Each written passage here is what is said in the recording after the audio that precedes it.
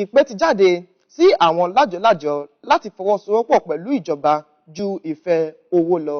Ẹ jẹ́ ká lọ gbọ́ bí aṣojúkọ̀ròyìn wa Ṣògorẹ́níkejì yóò ṣe jábọ̀ ìròyìn ọ̀hún fún wa lẹ́kùnrẹ́rẹ́.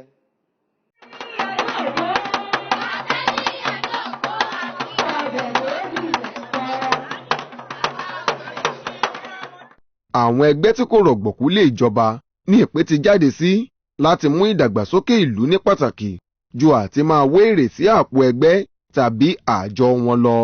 Ọ̀rọ̀ yìí ló jẹyọ lásìkò ayẹyẹ fún àwọn ọmọdé ní ìpínlẹ̀ Èkó, èyí tí ẹgbẹ́ kan tí kò rọ̀gbọ̀kú lé ìjọba Humanitarian Voluntary Association for Community Development ṣe àgbékalẹ̀ rẹ̀ láti lè mú inú àwọn ọmọdé dùn.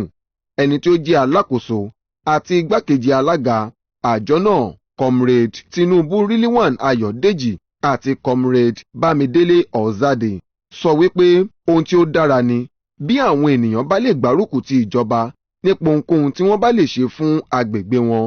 Nítorí náà ni àgbékalẹ̀ ètò amúnúdùn fún àwọn ọmọdé náà ṣe wáyé. Níbi ètò náà tí ẹni tí ó jẹ́ alága ẹgbẹ́ àwọn ọ̀dọ́ orílẹ̀-èdè Nàìjíríà ẹ̀ka ti ìpínlẹ̀ Èkó, ìyẹn National Youth Council of Nigeria Lagos State Chapter, Comrade Gbénga Ògúnṣọlá, pẹ̀lú fi ìdùnnú rẹ̀ hàn lórí ìgbésẹ̀ tí àjọ Humanitarian Voluntary Association ṣe láti mú inú àwọn ọmọdé dùn. Ẹ̀wẹ̀, ẹni tí ó jẹ́ akọ̀wé elétò àjọ ọ̀hún, Omidan Khadijat Karim, sọ ìdí pàtàkì tí wọ́n fi ṣe ètò ayẹyẹ fọ́mọ ọmọdé yìí. Ó sọ wípé àìsówó lóde kò jẹ́ kí àwọn ọ̀pọ̀ òbí gbé àwọn ọmọ wọn lọ ṣeré lásìkò ọdún, léyìí tó fà á tí òun fi ronú jinlẹ̀ láti gbé ètò náà dìde. Kò ṣàìrọ̀ àwọn ìjọba láti máa fàyè sílẹ̀ fún àwọn ọ̀dọ́ nínú ìṣèjọba wọn, nítorí ipa pàtàkì ni ọ̀dọ́ ń kó fún ìtẹ̀síwájú ìlú àti orílẹ̀-èdè. Pẹ̀lú ó rọ àwọn àjọ tí kò rọ̀gbọ̀kú lé ìjọba láti má mú wíwá owó sí àpò wọn lọ́kùnkúndùn ju ìdàgbàsókè ìlú lọ. A wà káríkárí gbogbo Nàìjíríà, àwa náà ní nílùú Èkó lẹ́ni àti ń ṣe, ṣùgbọ́n ìjọba ò tí ì rí wa o. A ti lọ físìtì àwọn homeless home, orphanage home, àti ṣe environmental sanitation.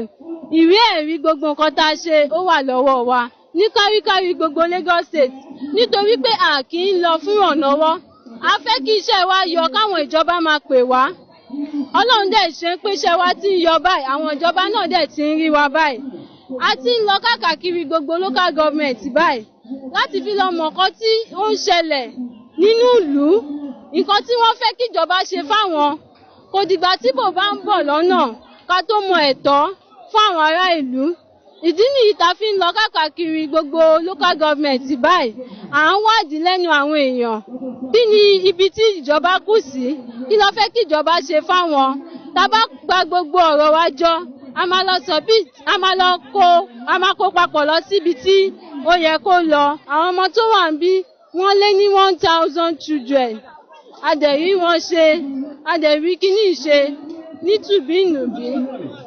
A dúpẹ́ lọ́wọ́ gómìnà wa Akínwùmí Ambode, màmá wa Alájà Idiat, Great Honourable Mudashiru Obasa, kárí gbogbo àwọn honourables member tó wà ní House of Assembly. Honourable Jafo, ẹ ṣé gan, mo dúpẹ́ lọ́wọ́ yín sà, pẹ̀lú gbogbo àwọn alátìlẹ́yìn mi ní Sùúrùlérè, ní Maryland, lọ́jọ́, ní Badagry, ní kárí gbogbo Lagos State. Ẹ ṣé gan ni, mo dúpẹ́ lọ́wọ́ yín. Ọjọ́ ìdùnnú ni ọjọ́ náà jẹ́ fún àwọn ọmọ ní ìpínlẹ̀ Èkó, pàápàá ní ìjọba ìbílẹ̀ Sùúrùlérè àti agbègbè rẹ̀. Bí wọ́n ti ń jẹ, tí wọ́n ń mu, náà ni wọ́n ń fi ẹ̀bùn ọlọ́kan òjọ̀kan tẹ́lẹ̀dùmarè fún wọn hàn.